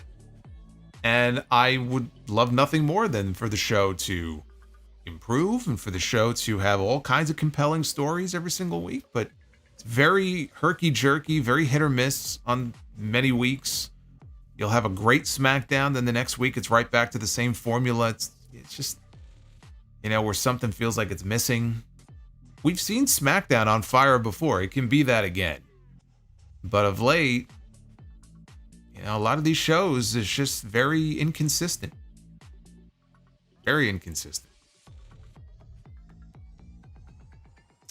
Mr. Rod with another 20. Don't know if you remember the show Livewire. Of course I do. I used to try calling into the show. But if so, did you like it? And if WWE decided to ever bring it back, do you think it would work with the current product? I think that no, it would not work. I think you'd have too many people just trying to crank call them. But I liked Livewire when it was actually live. And then they changed the format. It was an innovative concept for the time. And there were some memorable moments from that show. One of the memorable moments, I mean, everybody talks about when Vince was on and Paul Heyman called in as Bruce from Connecticut. But I think back to when Austin was in studio and there was a woman who called up and she said, she kind of put him over and praised him and said he's a star on the rise. But, you know, one thing that might hold you back is all of the cussing and the swearing. And I think it's very much beneath you or whatever it was that she said. She took issue with Austin's potty mouth, basically. And she said that it would hinder him. It would hinder his career. And then I'll never forget, Austin's like, you keep mouthing off to me like that. If you were in studio standing here in front of me right now, I might hinder your life. I look back on that, I'm like, I think things turned out okay. I think things turned out quite well for Steve Austin. Yeah, it's Jim Ross. Yeah, that's right. Jim Ross. That's another memorable one. Jim Ross in that sweater. And he was trying to cycle through the calls and just all these dumb calls or just like kids calling in who were nervous. And boy, JR did not have any patience that day. He was not in the mood. I'm telling you, man, there were a lot of memorable moments from that show. I wish they would put that up on Peacock. I don't think it's up there. Uffman Entertainment. Thank you very much, Uffman. Uffman with a bomb of his own. Bombs away. Greetings from Chicago, he says. Thank you, Uffman. Base Beer says Fire Panda needs his icon. Fire Panda, I think, has a gold skull now. I think. JR Vichair, number 1 tonight. The first learning tree. The first and only learning tree of the night. BSR, Katrina, Tiffy, Mariah. BSR, Katrina, Tiffy, Mariah? The hell does that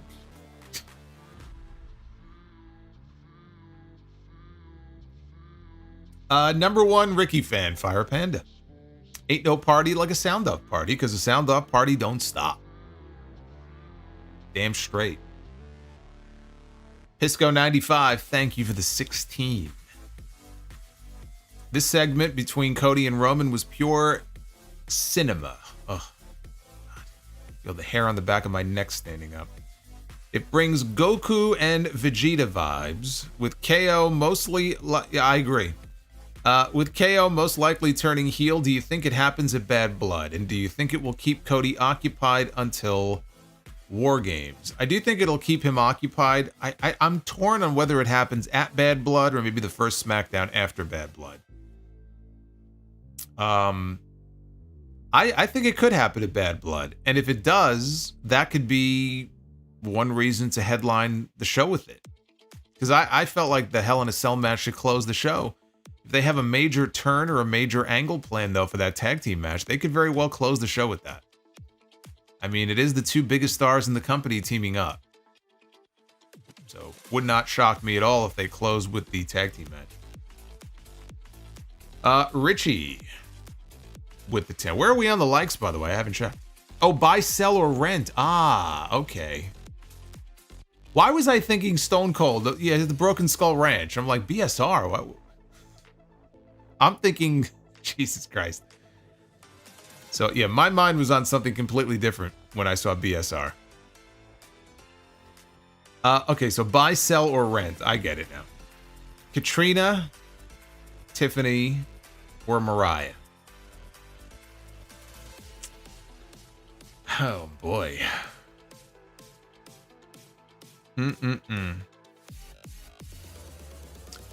I am going to buy on Katrina. I'm going to rent on Mariah. And I'm going to sell on Tiffany Stratton. JR, I hope that answers your question. Richie, what's going on, Solomonster? How would you rank Triple H, his rivalry with each member of his fellow Evolution? Wait. How would you rank Triple H rivalry with each member of his fellow Evolution member? And who rivalry was your... Okay, I get it. I've seen enough to understand it. Well, Triple H and Batista would get my vote. So I think that was the best feud of them all. It certainly made them a lot of money in 2005. That WrestleMania was very successful, largely on the back of Batista challenging for the World Heavyweight Championship. And after that one, I would probably go with Triple H and Orton by default. Not that it was a great feud. And then Triple H and Flair. My favorite, like I said, would be Triple H and Batista. ABK, oh my god. What a return for ABK. ABK is back with the biggest bomb of them all. And I think I just swallowed a bug. In fact, I know I did.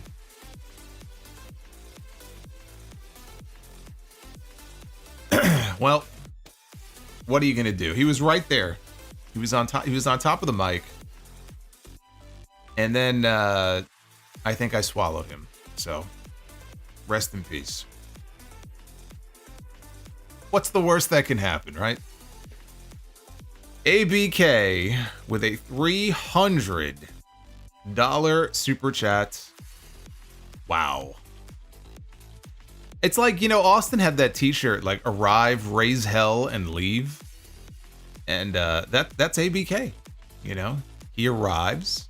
Actually, you know what? In the spirit of that, we've got ABK.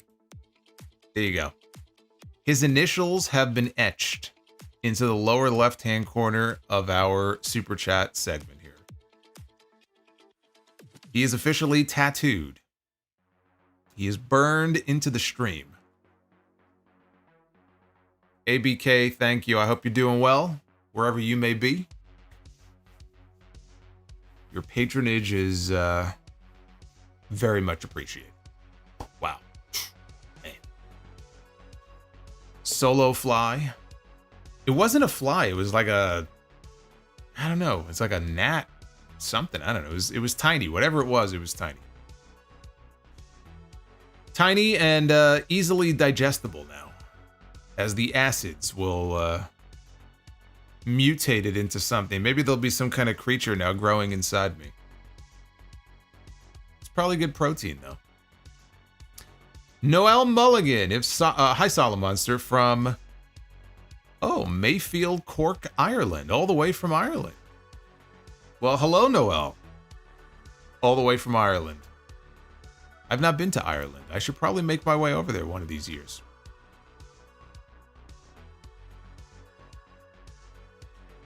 Celerot with the $10 super chat. I think Cody and Roman should lose at Bad Blood due to them not getting along. This would force Roman to make up with Jimmy and Jay. I think if they lose, it could very well be because of Kevin Owens getting involved. Donnie Yasu, what's your favorite top rope finisher? I don't know that I've ever seen a more beautiful looking finish than when Pac goes to the top rope and hits that black arrow. I just think it's a fucking thing of beauty.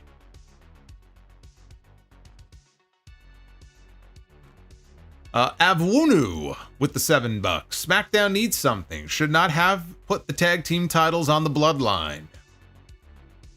Street Profits against DIY could have been good. 20 minutes Jericho, 20-minute Jericho match in 2024. Straight pain, straight pain. I said it the other night. Jericho, you do not need to give 20 minutes to Chris Jericho in the ring like they did the other night. And it was better than most of his recent matches, but even still, he did not need 20 minutes on that show. Bliss fan, how did I know that you were going to say Twisted Bliss? I knew you were going to say it before you even typed it. Fallen Footwear says Celerot sounds disturbing. Yeah, but is it any more disturbing than me swallowing a bug live on the air? David Thiering with the 27. I think that was our first. I think you broke in the new $27 one. Just like Wednesday when I broke in the new $15 super chat. I am genuinely curious to find out what this new one is. Have a great weekend, Solo, and enjoy an extra drink on me after a great week. I will do so. David, thank you, man. We've had a great week, and you've been a big part of it, so I appreciate that. Base Beerus with a pair of super chats. Buy or sell Naked Midian or Big Dick Johnson.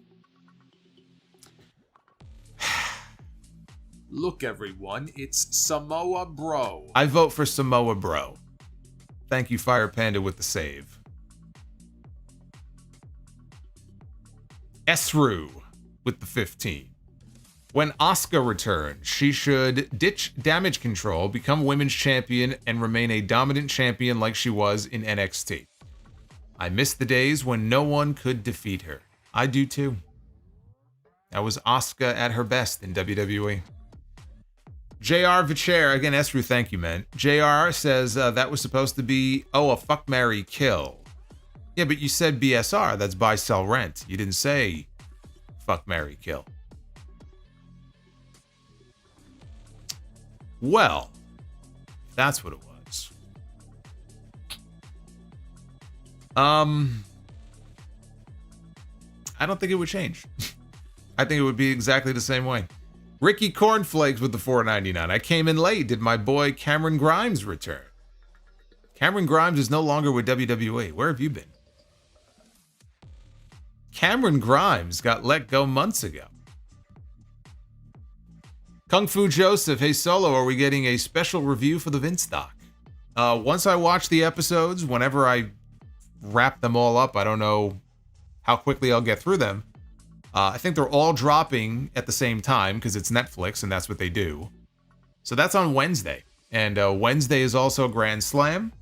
I don't know that I'll get through all 6 episodes on Wednesday, but once I am done with them, I will review them either as a special or on the podcast. So yes, I will be talking about them once I watch them. Bobby Means with the 5. SmackDown can not only use Drew McIntyre, but also some call-ups from NXT that would greatly improve the show. NXT may have the best women's division. NXT has been in the conversation for years now for best women's division. So, you know, WWE, their women's division in totality, I would say, is the strongest anywhere in the business right now.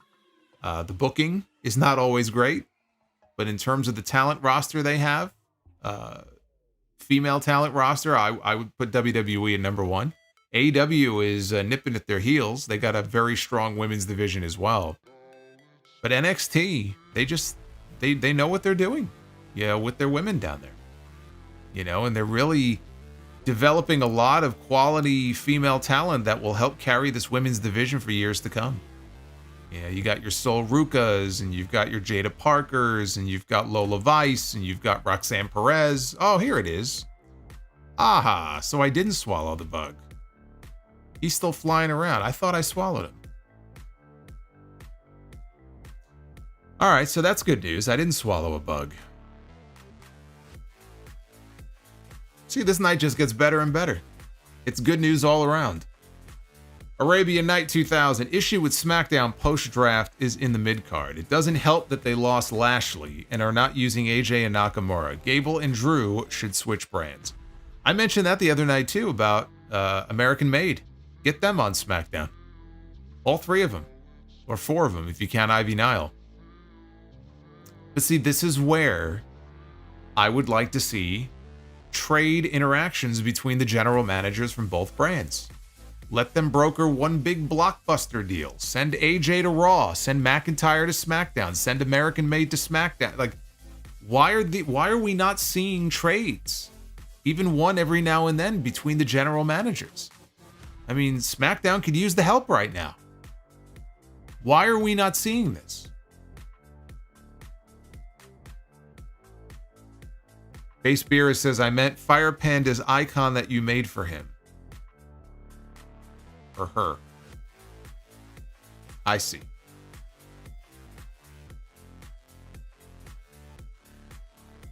DEH Sires, LA Knight was trying to big bro Andrade at the end. It felt like it, didn't it?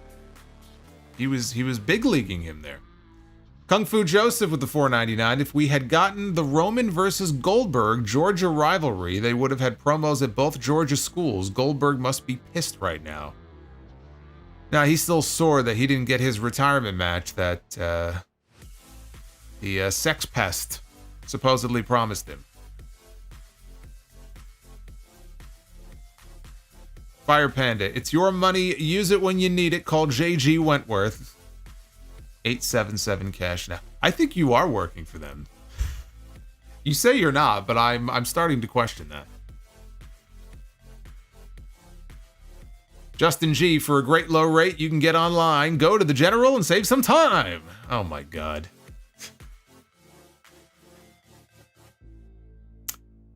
Boney, who is more hated, 2010's John Cena or modern Jericho? 2010's John Cena. He had a lot more people in the buildings booing him than Chris Jericho does.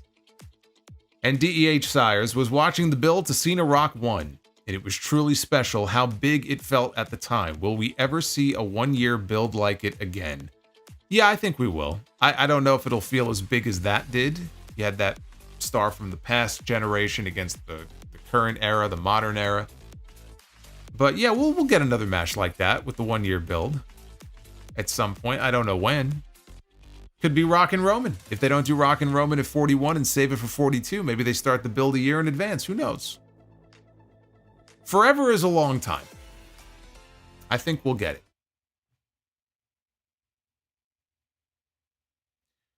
There's the Fire Panda logo. Hey, Richie, thank you, man. Oh, man. Richie with another $20 super chat drop. Happy Batman Day, Solomonster. Do you think they should do a Hart family movie? Because to me, it's a little tragic, like the Von Erichs. A little tragic. And if they do, should they show the Montreal Screwjob as a movie scene? I mean, you have to at least acknowledge it. I don't know that I don't think they need to, make it a central part of the film, but yeah, it probably should be in there. No, I mean, the Hart family is also very I wouldn't say as tragic as the Von Erich family. I mean, nothing will be, to me, in terms of wrestling families and, just Kevin Von Erich in 93, I guess, when Kevin committed suicide. He did an interview with a local news station. And the quote that always stays with me is, he used to be, I think it was like, I used to be a brother and now I ain't got no brothers anymore. Like, it was just the way he said it. It was like, man, that's like, that cuts deep. But yeah, you got a lot of material there with the Hart family. A lot of it very sad, unfortunately, but you do have a lot of material there. We are currently at 422 likes, which is very cool. Thank you guys for that. Shout out to Harry.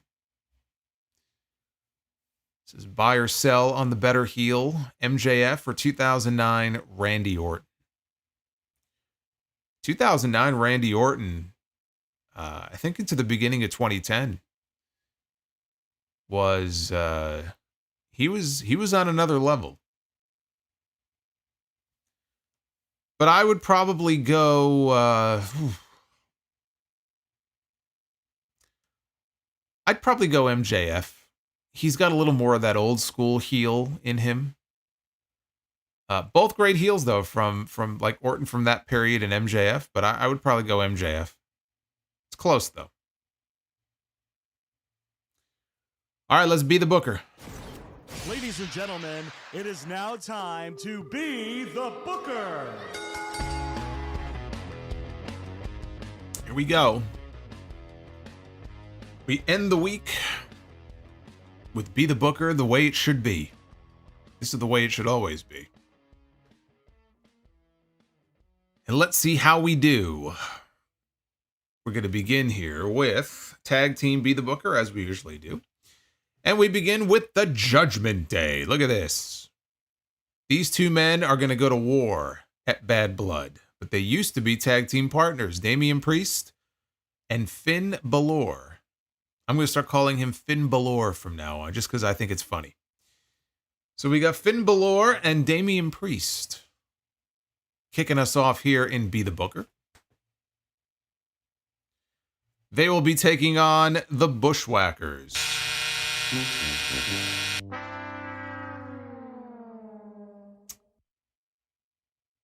Well, damn.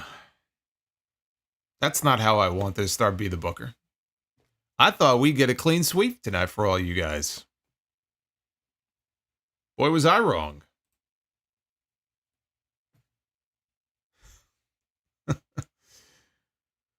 Oh, boy. Poor Priest. Yeah, poor Priest. He's going to get licked by the Bushwhackers. All right, women's Be the Booker.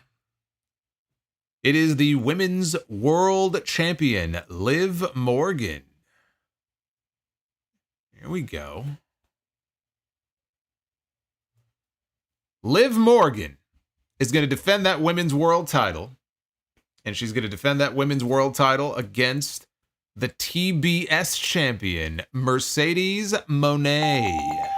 Now, there's a match that I can get behind. Champion against champion, WWE against AEW. Who do you have in that match? Who are you picking in that match? Between Mercedes Moné and Liv Morgan. I know who I'm picking. I want to know who you're picking.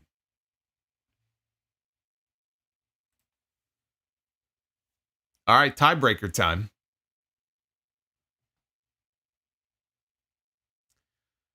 All comes down to this.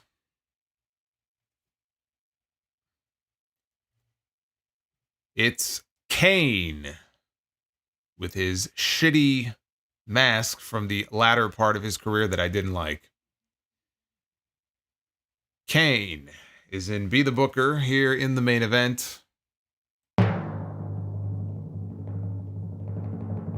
And Kane will be stepping into the ring with Matt Jackson of the Young Bucks.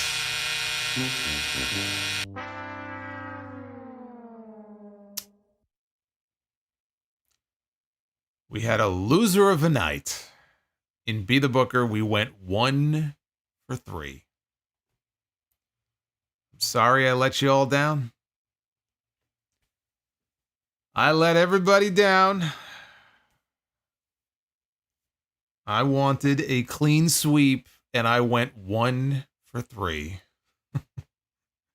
Matt Jackson against Kane in the main event. Now, the other day it was Nick and somebody else. I don't think it was. Was it Kane? Maybe it was. Was it Kane? I thought it was somebody else. You know, the funny thing is I took Nick out after that, and I completely forgot that Matt was still in there. So now we'll have Matt Jackson floating around in Men's Be the Booker in singles matches.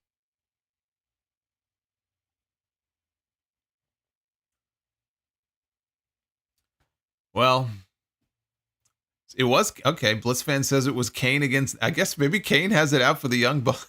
Was it Kane against Nick? Are you serious? It was 97 Kane. Oh my God, okay. What are the chances of that? What are the chances that we get Kane against each of the Young Bucks in the same week and Be the Booker? Like with all the people that are in there. Are you fucking kidding me? Kane would absolutely murder them. Remember when Kane debuted on Raw? Okay, it was his first Raw appearance after Bad Blood. I am the Lord. Shut the fuck up.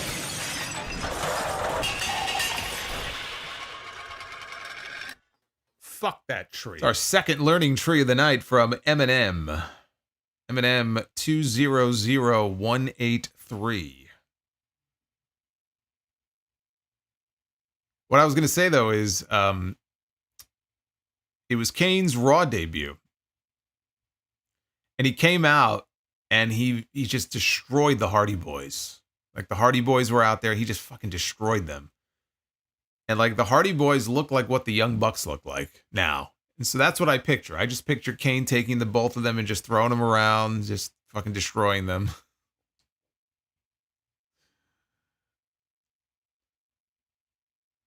But Eminem says, one tree is not enough.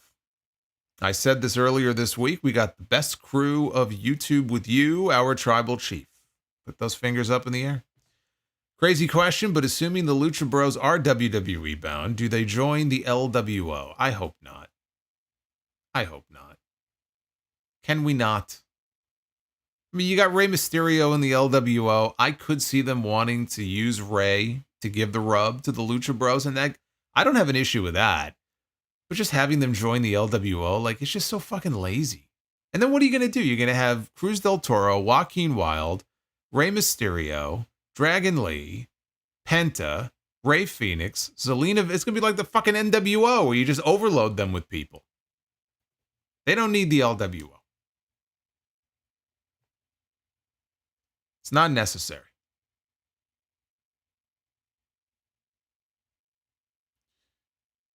Hey, Brandon Vasquez, thank you for the 5. Call 1-800-STEAMER, Stanley Steamer, your certified cleaner. Thought it was your carpet cleaner. At least we haven't had any Bob's discount ones. Channel 1107 with the $4.99. What if Cody stopped mid-running,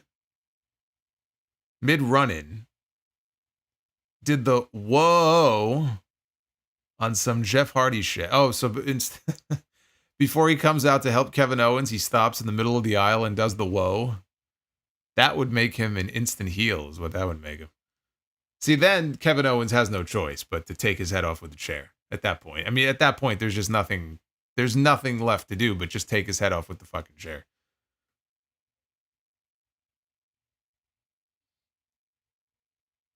Daniel Malcolm with the $1.99. 588-2300 Empire today. My God. You're bringing back all the oldies. You're bringing back all the oldies and the current ones. I still see commercials on TV for all these things. Shout out to Near, who's been a channel member for 9 months. It's been 3 years for Near 316. Remind everybody what it says. Near 3, I'll tell you what exactly what it says. Near 316 means he just kicked cancer's ass. I think we could all get behind that. Shout out to Near. I hope you're doing well. That is awesome. Can't believe it's been 3 years. That's great. Justin G celebrating a 1.5 years of channel membership. I can tell from that spiffy looking red skull that you got next to your name there. Damien the Fiend, shout out to Damien. Just listen to your rant about Michael Jackson. Totally agree with you. You know, I still get comments about that to this very day. That was Sound Off episode 75. Right after Michael Jackson passed away in 2009. If you want to know what that's all about, you can go back and check that out in the archives.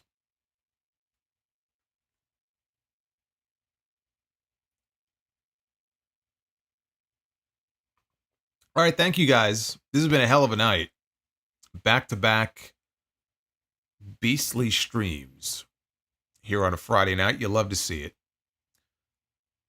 Oh, we're not done yet. We got Richie. Richie's going to get the last word with a $20 super chat. Coming in hot. Richie says, why did Kane chokeslam CM Punk through a table at the Royal Rumble in 2014? I never understood that. I'm guessing being that Punk was going to fight Triple H at WrestleMania 30 and Kane was with the Authority, was that just seeds being planted? Well, didn't Punk eliminate Kane? Is that what happened? I don't remember who eliminated Kane. I thought it was just that, like, Kane maybe got eliminated by him and he was just getting his revenge. But if not, I mean, that explanation would make sense. I just don't recall offhand. But Richie, thank you. That was CM Punk's last night in a WWE ring for a decade. Who knew?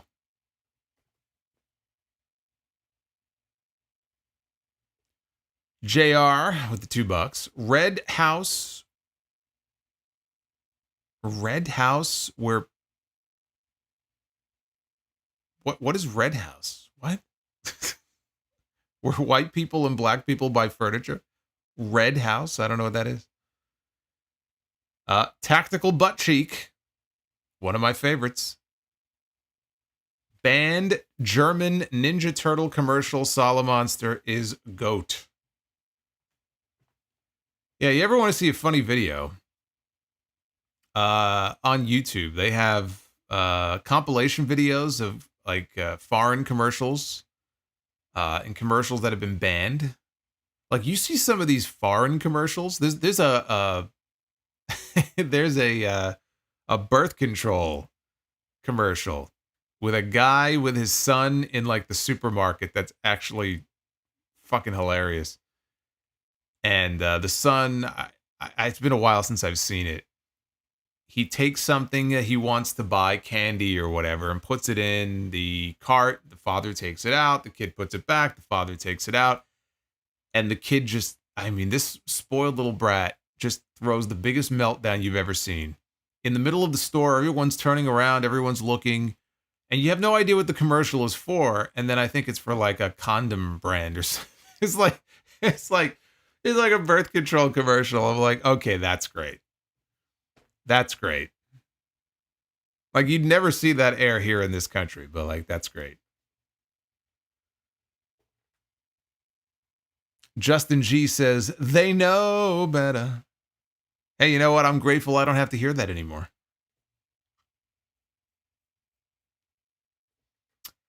TLA, as soon as I get the chance, brother. It's on my list. People brought that up a couple weeks ago, too. As soon as I get around to it, I'm hoping shortly. Because it's literally on my list. I have a list. Like 15 different tasks I have to do. That's near the top. To work on RSPW Rewind. Base Beerus, did I ever see Old Boy? I did not. Did not see Old Boy. JR says it's a commercial, YouTube it, called Red House. Oh, okay.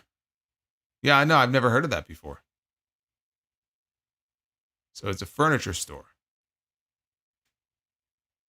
Boots just showed up and said, the first thing I hear is butt cheek. See, that's how you know you're in the right place, though. Like, if you were wondering, where am I? And then you hear tactical butt cheek, then you know, oh, okay, I'm on Solomonster stream.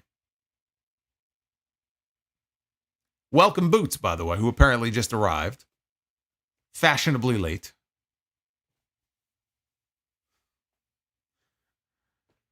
Did I like Beetlejuice? I did. I didn't love it, but I liked it. I thought it was enjoyable for what it was. Obviously can't hold a candle to the original, but I think it kind of keeps that same spirit as the original. I mean, no pun intended. Haha. But it keeps the same spirit as the original.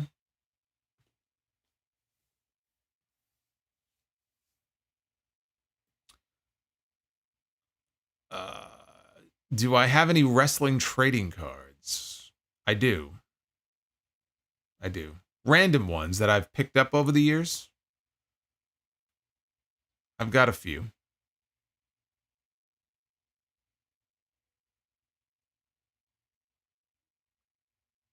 Yeah, no, again, Old Boy, I've never seen Old Boy.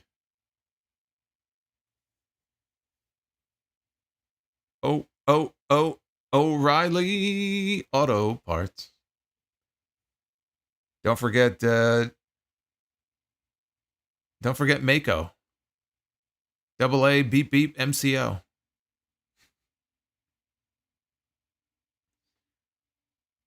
Was I addicted to all the old WWF or WWE ice cream bars? I used to have them.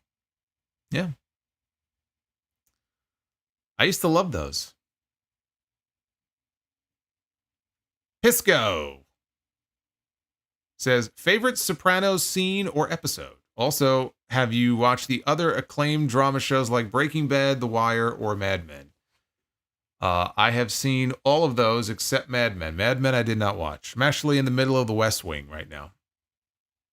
And I'm enjoying that. Yeah.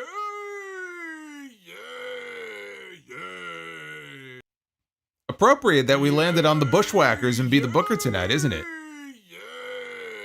And we get Bushwhackers solo.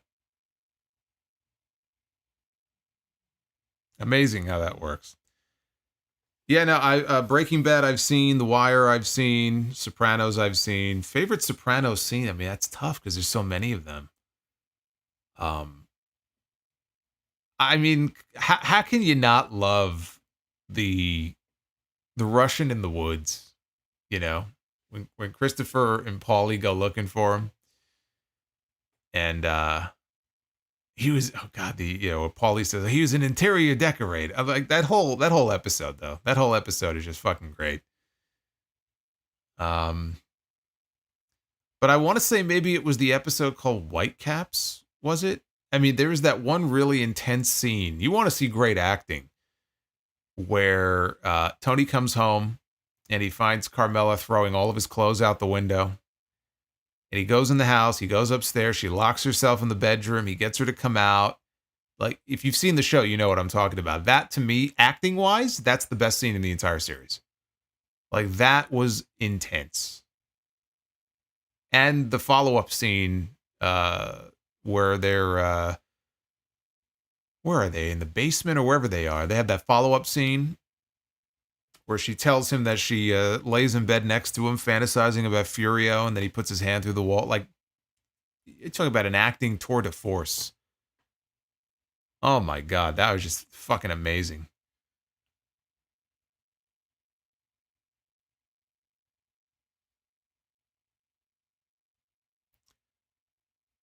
Pace Beer says, Jackie robbing the card game. Yeah, not such a great idea.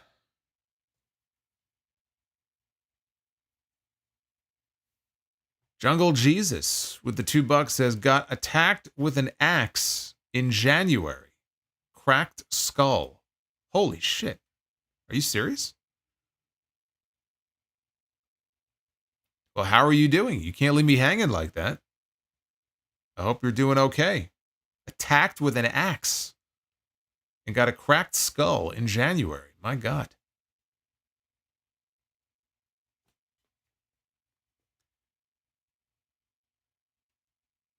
Base Beerus says APA theme is awesome. Yeah, it was a good one.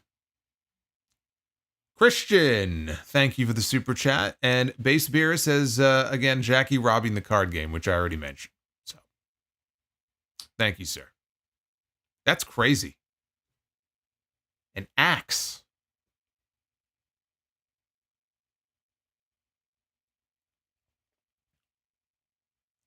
Peter Pan, I don't know. It probably didn't go through. YouTube is like that sometimes. RDS Harry. I love you so long. Thank you, Base Beerus. Thank you, Jacob. Harry says, your birthday is coming up in October. Do you have any plans? Yeah. I'm going to be podcasting. That's my plan. My whole birthday weekend. The day before my birthday is Bad Blood. So I will be live on YouTube that night. And then on my birthday, I will be working all day because I have to put a podcast out. So I will wake up that morning and I will try to get my notes finalized coming off the pay-per-view the night before. And then I will record, and then I will edit everything, and I will post-produce, and I will upload, and I will post, and I will share, and I will cut the audio for the clips, and I will work on the thumbnails, all of which I do on my own, and I will turn around, that it'll be time to eat dinner, and then it'll be time to go to bed. Happy birthday to me. But thank you for asking, Harry.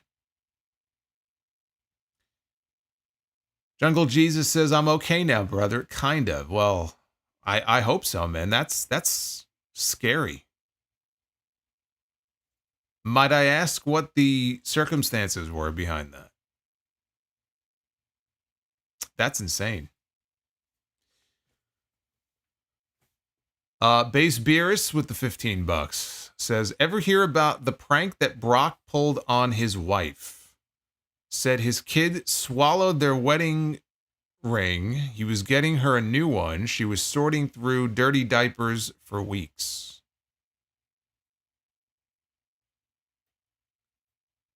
I actually did not hear that. What a prick move.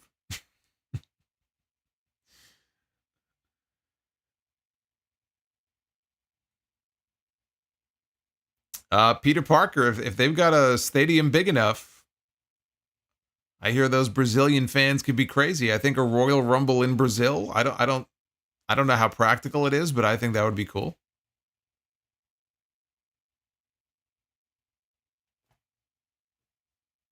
Chris Mikesell, have a great weekend. Which finisher do you prefer, the Rude Awakening or Jake the Snake's DDT? Jake's DDT. Absolutely.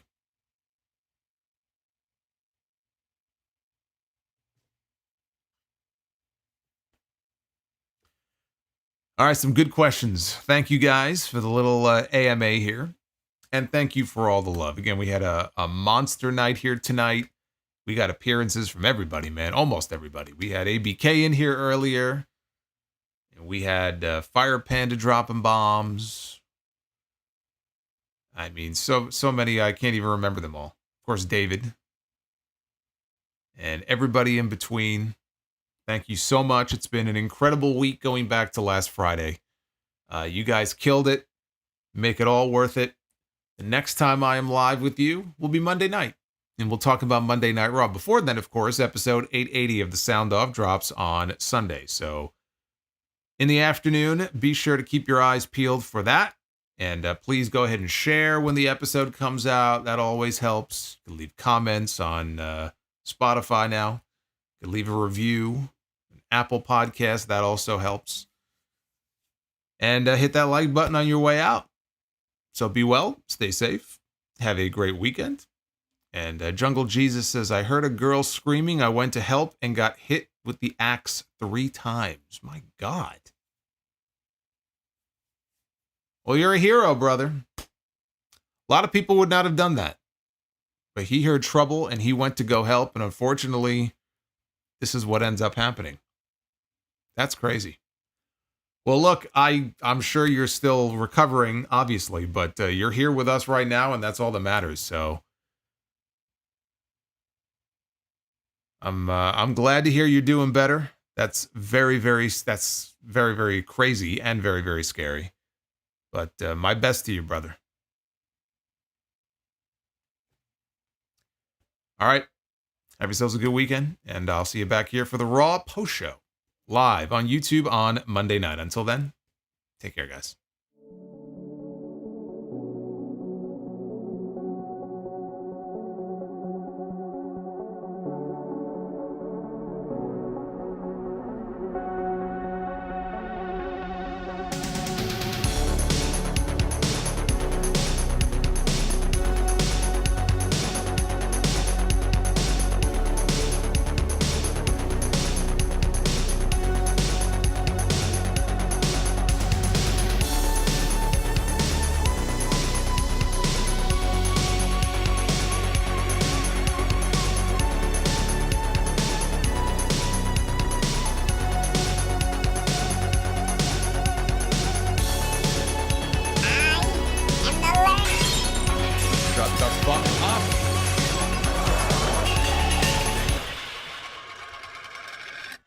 Fuck that tree.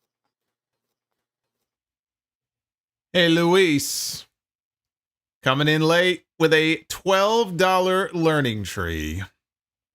You see, we have trees lining this road as we are exiting the stream here, but we had one more tree to destroy. Thank you, Luis. Have yourself a great night.